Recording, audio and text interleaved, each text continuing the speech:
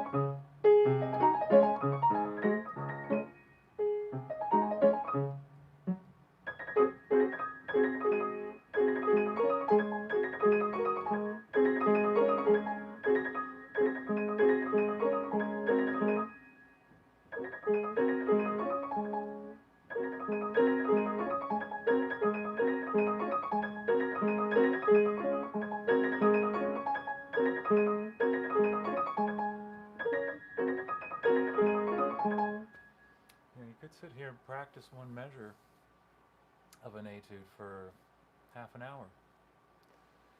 I've done it before. To get it ready for a program, you might just spend half an hour practicing just one measure, you know? If it needs it.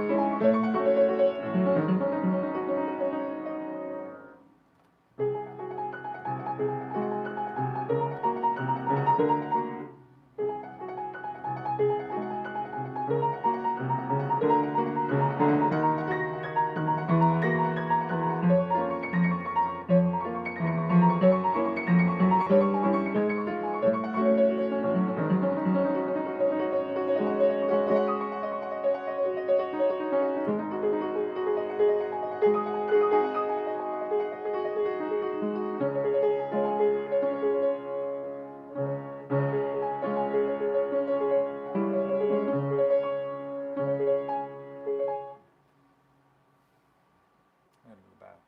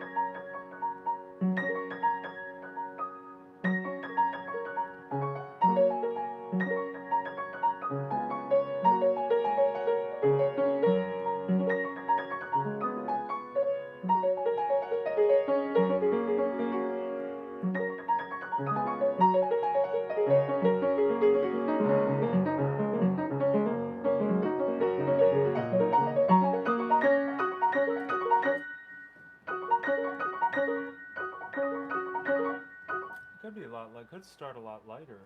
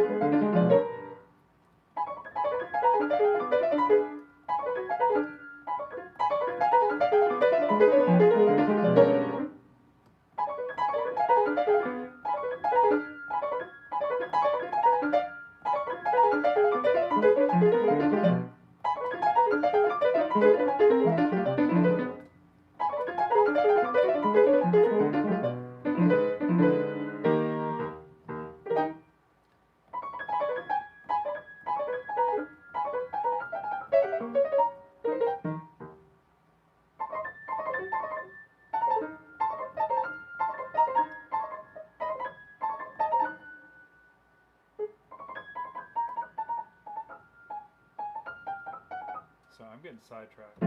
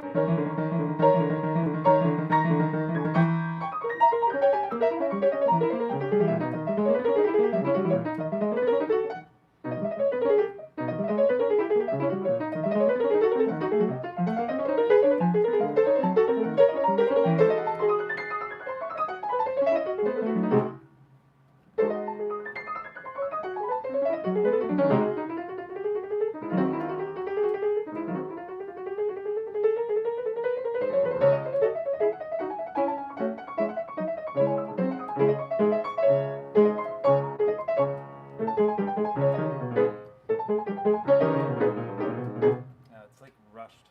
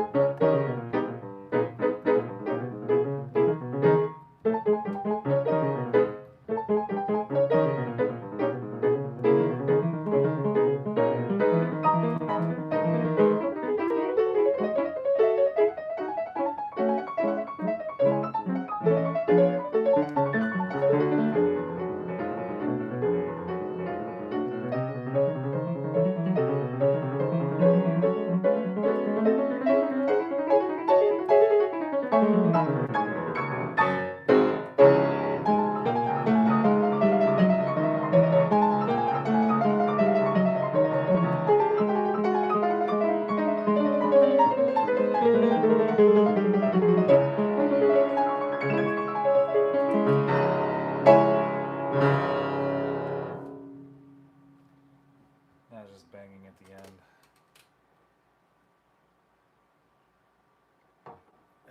It would be better if I didn't bang. Yes, yes, yes.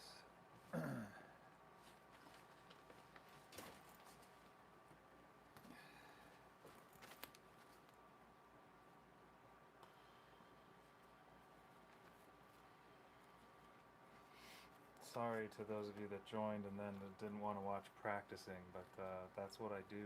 I do practice my pieces.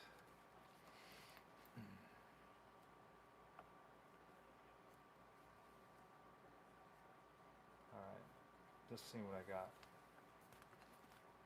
in the bag. Thought I had a list.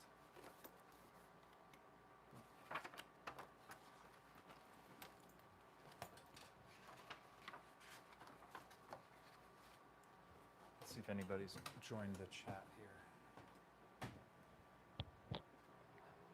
Hello, MFQ in specific. Good to see you. Elderon, hi there. BLTZ. All right, the whole crew. Can you please play Sonata Movement 3rd? Oh, yes. If you're still here. Hopefully. Sometimes it takes a while for people to join. Sometimes everybody joins right away, so never know.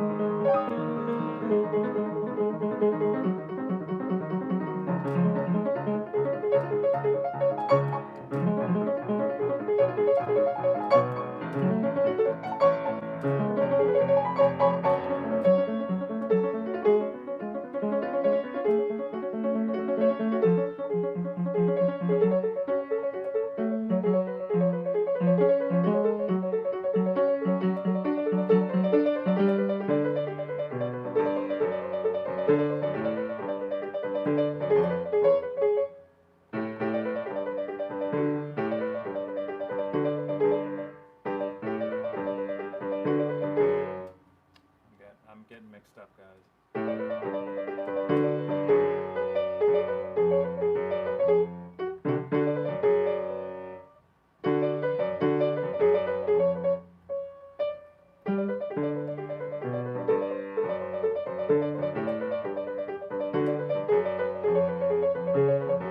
Still didn't sound right.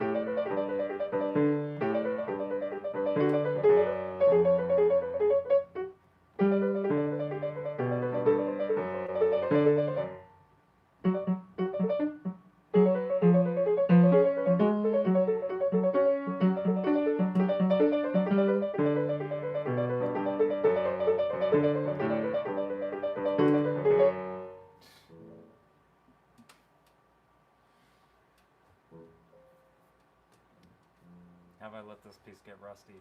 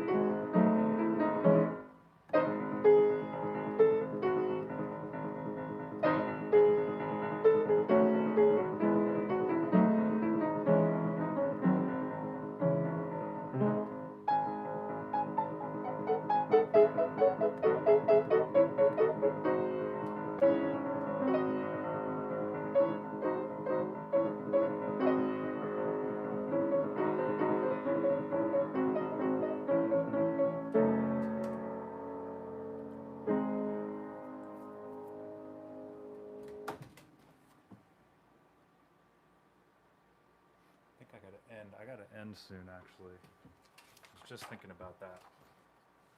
I'm gonna cut to the end because I need to work on the end.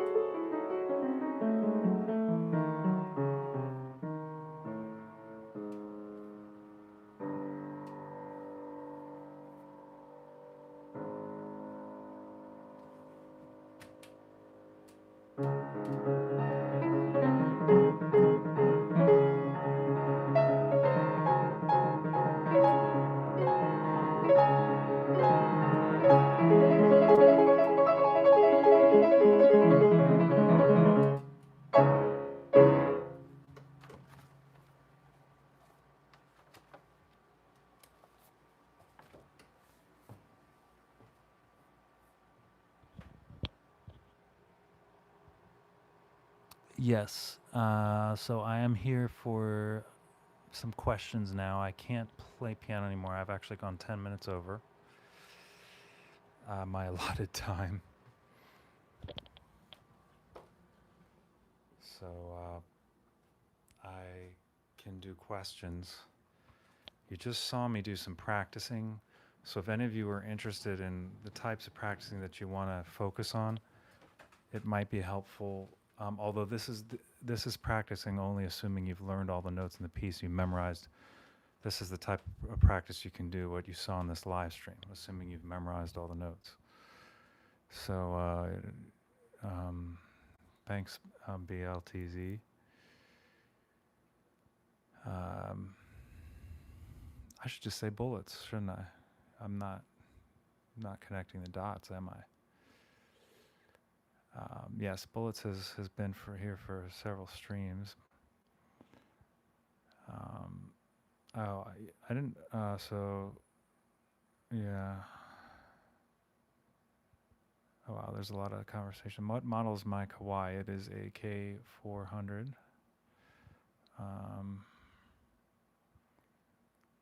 It is a refreshing etude. I assume that's the G flat major. I like that. It's a refreshing one to practice. Could you play Liebestrom? I'll play Liebestrom another time. I gotta look at it first. I gotta look at it some more. All right. So now we have questions. Elderon, do you ever feel like you couldn't cut it while in university or conservatory? Oh yeah. I think that's how a lot of conservatory students feel, most if not. I mean, and the better you are, the more you realize how much you yet have to learn, and that can be discouraging sometimes. But if you keep going, you will learn it.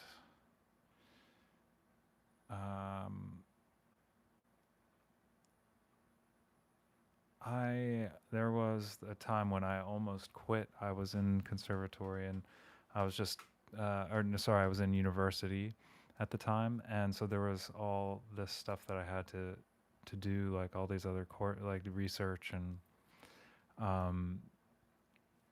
they had certain, and I just wasn't good with that. I'd rather just practice on the piano all day and not have to do those extra requirements. And I was just overloaded with work, and I was about ready to quit, but some family members convinced me not to, and I'm glad I stuck it out, because it was like my third year there. It's like, don't quit now, you know? All right. What would you say? Okay, wait, there's some questions. what would you say is the hardest part of playing the Moonlight Sonata number three? I would say the trill, so the trills in the right hand with those melodic trills with the octave trill. Sorry, that's one of the hardest things. And then for me, because a lot of the other stuff is just not that hard, it's pretty easily solvable. Um, those trills are giving me a headache. Is Moonlight Sonata harder than Leave a Strum? Yes, I did get a haircut. Thank you. Yeah, I think it looks a lot better than it had been getting overgrown for a while. What would you say is okay? How many times did you practice? Did you need to learn the third movement? And how many times do you think that you have played it? Quite a few times now. I started doing it actually on these live streams. One of my regulars at the time, Melanie, she hasn't been. I hope she's okay. I hope Melanie's okay. Melanie, if you're there, come back. um, so she recommended that she requested that I play that third movement, and she requested it a number of times before I actually just started looking at it on a live stream, and I literally just learned it from playing it on the live streams, pretty much. But I did practice it a little, like in between live streams, but yeah. And I just kept getting better and better at it until it's like now it's almost memorized. Parts of it are memorized. I should probably just memorize it and get a performance ready, you know? Um, whoa, 20 years since the last tuning? How much should I pay to get my piano tuned? That can vary. I pay 160 around here. You're in Florida. I don't know what the market's like there. I would imagine it's a pretty similar. It's pretty standard. I mean, in a lot of places. But I feel like um, it's around 160. It seems to be like around the average. I mean, some people will charge more than that if they can, like if they're really well known for being good and stuff. I try to find the ones that like once the one after they tune a piano, I like the way it plays. Then I try to stick with those ones, and they can be hard to come by. So yeah, it's but if it's just somebody to get it in tune, just find somebody decent. But there's a difference because sometimes like when like there's a piano at the school that I teach at, for instance, that one tuner came and they were very professional and everything, but he tuned it and there would be notes that would go out of tune like a few days after he tuned the piano, and he would always have an excuse saying, oh well, it's the weather, it's this, it's that. So then I hired this other guy to do the tuning that was recommended by my teacher, and after he tuned the piano, it was it didn't go out of tune. So there can be a difference. I don't know exactly. I mean, some people are just a little better at making sure that piano doesn't go out of tune right after they tune it.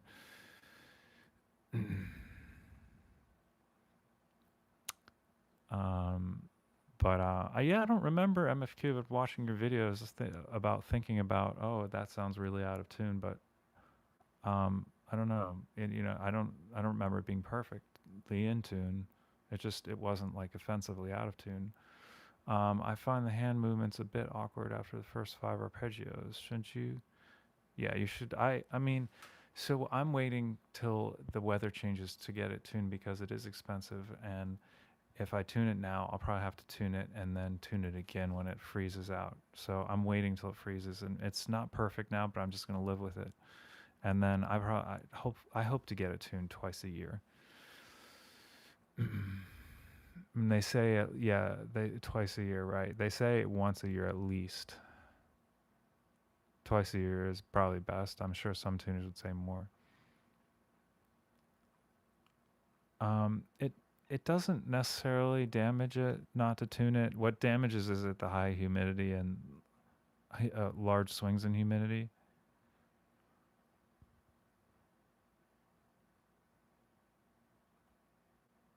Um, can you read music fast like English? Because I know some people can read music. Yeah, I might even be able to read it faster than English because I've worked on reading music. and sight reading. More, I don't know. I guess probably not more than reading English, but I mean, I don't like read English for speed. I don't like read a book and go for speed. I have to read books, a page in a book. I'll have to reread it like at least once, like reread it. And so you must not be talking to me, Mr. Palad. I need a haircut. What? Where would we cut? What hair to cut? Which hair? What? What? Where? I don't have any hair. I look tired. Well, it's 11:05, and I have been playing piano for probably just for 6 hours, like 5 hours for work, and then about an hour here. So I mean, that's 6 hours of piano playing. I also ran 2.5 miles. So aside from that, doing a bunch of other stuff. I mean, I don't know. I get tired. Yeah. By this time, this is past my bedtime. I'm also talking slowly. Um, I had some hops. I actually have a hop. I take hops for sleep, so that also could be. Honestly, that could be a little bit of a. It's sort of like chamomile tea, but it's even a little heavier than that. If you guys ever want to have a really good sleep aid, just making hop tea is great. Of course, I grow my own hops. I think I showed you guys the hops once. So they're very, very nice, very organic and everything. Uh, so yeah, but I'm feeling pretty tired. I could definitely get some good sleep here in a few minutes. What's up, Fork? How's La Campanella going?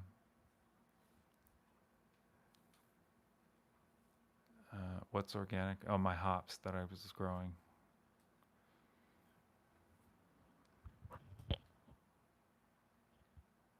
Yeah, it took them a few years for them um, for them to grow flowers, the hops flowers. I'd love to learn to make beer. That's one of my things that I keep saying I'm going to do and haven't.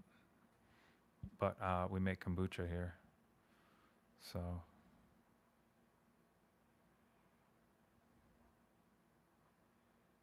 Mazeppa. Yeah. Have you ever played in front of people? Of course. Yeah, I have. I used to.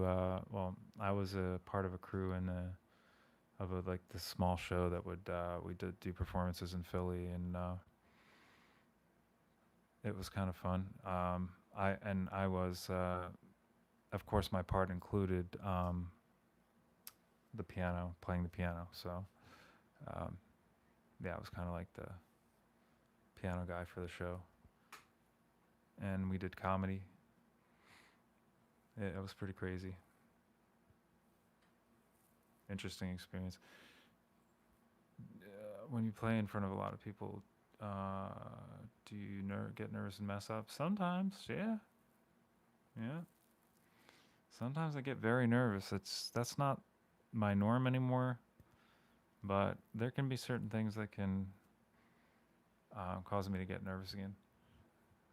Um, I'm trying to think of things that make me nervous. If I think there are people that are going to be critical or that are listening for wrong notes, that makes me nervous. Right? Doesn't that make everyone nervous, like a jury? If there's a jury there and I have to pass, that. Uh, yeah, you know what, bullets? I don't really. I think actually I'm getting quite a few subscribers. I'm surprised how well YouTube has done it, putting my stuff out there because, and I think it's apparent to people that know a lot about the piano that I'm know what I'm doing. But I think that people that don't know a lot about the piano, they might see me practicing or something, or because not every live stream is a performance. Um, so I feel like they don't understand. They think, oh, well, he missed a note. So all the other piano videos I see on YouTube, the guy that's note perfect. So this guy must be no good. You know, I don't know. Some people think that way. Um, but yeah, I appreciate that, Bullets. When I get asked by girls to play something I play, the only thing I know is La Campanella. Um, well, just maybe learn like, you know, learn part of it really well. Maybe like learn the end if the end's easier. um,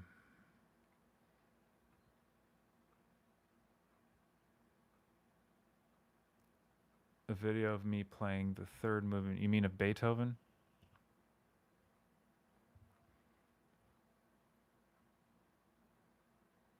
Yeah, I don't make too many videos these days, but yeah, that's a good idea. I mean, at a certain point, I should just really get it performance ready and try to make a video of it.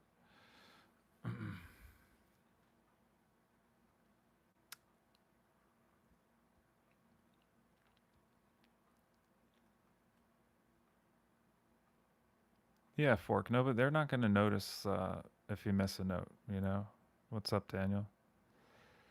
They're not going to notice. Most likely, you're the one that knows the piece the best. You know, out of just some random people listening. I mean, you see people just play anything that sounds remotely like La Campanella and a piano in a train station, and you've got a viral video. You got like crowds of people that throng around to listen to because they hear this melody that they kind of know, and this person at the train station piano is making it sound awesome, like adding octaves and ad lib here and there, and schmaltzing it up. So yeah, I mean, you can do that. There's no harm in doing that. We all have fun doing stuff like that.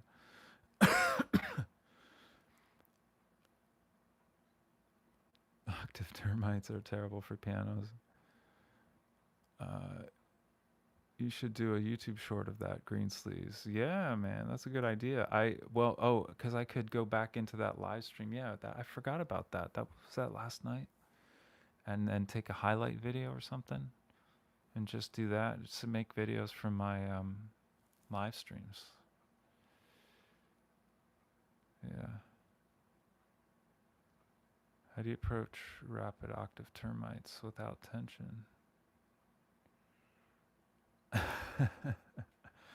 Man, we termites get me, just give me the shivers because, like, I've been worried that there are termites in this house before, and we hear noises. We heard noises, and it's like in the walls and stuff. It turned out to be mice, but there were these huge ants that would come in, and a lot of little ants and stuff. So we thought we had an infestation. So that stuff is no joke.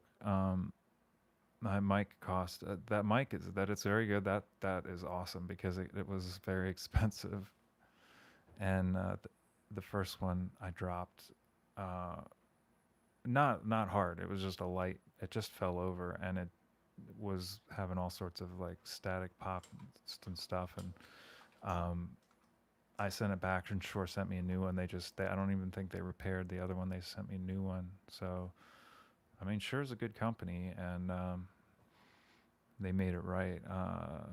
And this one's been working, so it's not junk. I mean, it's just that one was a bum mic, I guess.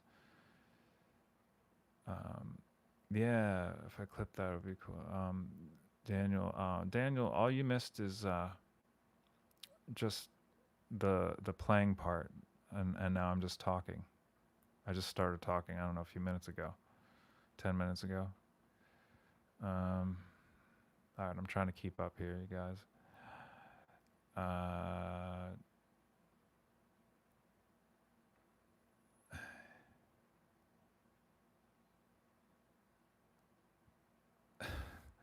hits the gym and learns Mazeppa instead.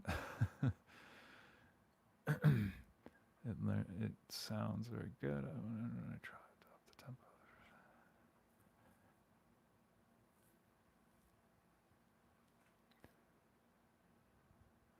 Sonata number 8. Don't know. Oh, so octave tremolos. I think they can be easier if you are have a large or a hand that fits the octave really well. It just depends on, so it could be a large hand or a smaller hand, as long as your hand fits the octave and you have a strong base to with which to just do that. And then you use your quick to twitch muscle fibers. I don't know if somebody was asking. I don't know if you were asking how to do that, but are you close to finishing Rock 3? Closer than I was, closer than ever. I don't know when. I don't know if it's ever truly finished. But what's nice is I'm finished learning the notes, so I can play it without a score. Like I feel comfortable that I could play like 99.9% of the notes without the score. But I mean, not necessarily in every like consistently. Like I know it. I just know the notes. So I need to work on polishing and getting the technique even smoother and everything like that. Daniel says I should continue with the conversations on live streams. Yeah, I think I'll probably do some more of it. I think it took me a while to learn how to feel comfortable, um, and learning how to cycle through the chat and keep up with people's comments. So, but now I feel a little like I can do that. Yeah. Um, where do I put the mic at? Well, the mic is actually it's just clipped to the phone bullets. And so it's pointed toward in the direction of the piano, and then I can put it on and slide it in and out. It has a nice little bracket on this tripod. um, and so and I've been how long have you been teaching piano? For maybe like 15 years, not sure, more, well, longer than that, because yeah, because I taught students ever since I've had teaching been teaching students ever since school. If you finalize a concert level performance of Rock 3, can you say you completed one of the hardest piano pieces of all time? Yeah, I think so. What finger do you do a trill with on the third movement? Yeah, well, I mean, I try to do it with, I've tried it several ways. I mean, I can actually do it with 2 and 3. I can actually reach the octave that way, but um, will I think my hand might eventually get in shape to do that. I might revert back to that, but I have been using the third and ring finger with mixed success. So I mean, don't feel bad if you feel like you're not. I mean, it's just a very awkward thing to do. Um, how and when did you fall in love with the piano? So I'm just trying to make sure I didn't. Yeah. That was actually back in conservatory. I was accepted to conservatory, Peabody Conservatory, for organ performance, and so I studied organ for a couple years. Now, when I was in the organ practice room, which is called the Fleischer Hall, there, um, I I believe that's what it's called. I could be. No, I think it was called something else. Come to think of it, started with an F. But anyway, I would go in there. It was just a beautiful space, and they have a tracker organ in there. And they were storing a Steinway, Hamburg Steinway there. I think it was, I don't know if it was a full 9 foot. I think it probably was, or at least an 8 foot. And I would be in there to practice organ, but I would always end up loving to playing on the Steinway more, even though this is an amazing tracker organ in this space. But I kept losing interest in practicing organ, and so my organ teacher got upset, of course. And then I made arrangements to change my major to piano after a while, because I just kept practicing piano in there, even though there was this amazing organ. Yeah, organ is and now I'm kind of going back to organ because I sort of set it aside for so long, but now I want to go back and practice organ and play more Bach works on organ and things like that. I love listening to Bach organ works. So like I love listening to organ. I just wasn't necessarily the instrument that I felt like I could really express myself fully on. It's sort of a, yeah, I found the piano much more expressive, and it's like a more of a direct connection with the instrument. That's the way I felt. So I ended up changing my studies, my major to piano, and I tried to get into some of the top studios at Peabody, but that wasn't where I ended up um, continuing my study. I went to a teacher at Catholic University, um, Marilyn Neely, who's won Emmys and stuff, and with her husband, the violinist, they won an Emmy for the uh, Beethoven violin sonatas, I think. And she was also known for her playing of Ravel Gaspard de la Nuit. Um, she did an amazing job on that. So she's a legend. She's no longer with us, but that's who I studied with in my undergrad. And then I did some graduate work at Temple with the same teacher as Marc Andre Hamlin, um, Harvey Wadeen at Temple. So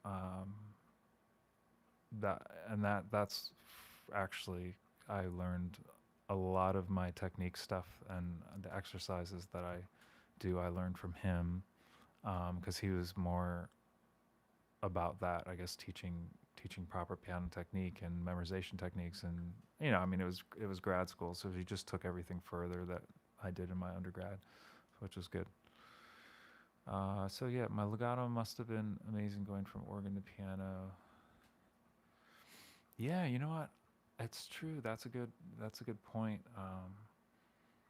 Because you don't have pedal on organ, and you learn to do all these funky, you know, yeah, finger substitutions and different fingerings and stuff. And so I think that helps my definitely organ helped my Bach playing on piano. And then I also went on to study some harpsichord and played on forte pianos and stuff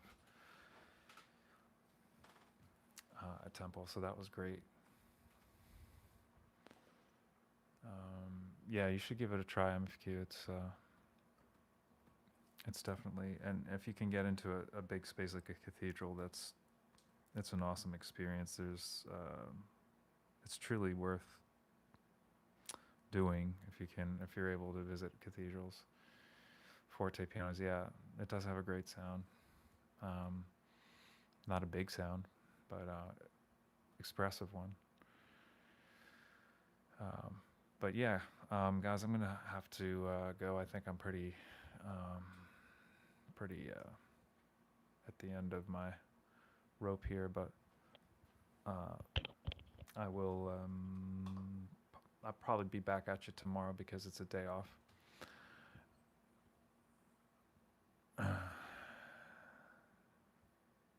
All right. All right, Tori. Let's at least be respectful, though. I'm not sure. I'm not sure who was talking about George Floyd. um, but yes, this is a classical music live stream. I don't know. Maybe somebody thought it was just a general discussion live stream. All right. See you guys. See you, MFQ. I'm gonna go to